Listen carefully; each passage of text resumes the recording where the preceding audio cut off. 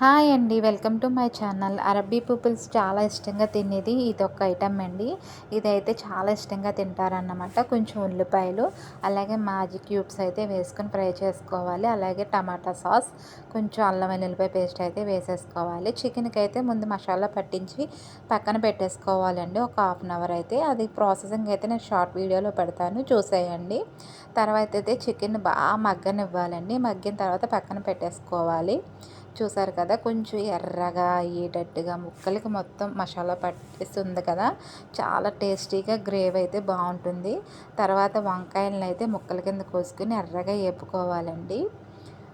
చూసారు కదా, ఇవి ఎర్రగా అయితే అయిపోయినాయి. వీటిని అయితే పక్క తీసేసుకుని, అలాగే బంగాళాదుంపలు కూడా, ఇవి చాలా ఇంపార్టెంట్ అన్నమాట. ఇక్కడ ఎక్కువ కూరగాయలే తింటారు, అందుకని ప్రతి దాంట్లోని కూరగాయలే. ఇదైతే కాలీఫ్లవర్ అండి. వీటిని కూడా లైట్గా ఫ్రై చేసుకోవాలి. చేసుకొని పక్కన పెట్టేసుకోవాలండి. ఇప్పుడు ముందుగా చికెన్ ఉంది కదా, దాంట్లో అయితే ఇప్పుడు వేపిన కూరగాయలన్నీ వేసేసుకొని లైట్గా కొత్తిమీర, కరివేపాకు వేసుకోవాలి.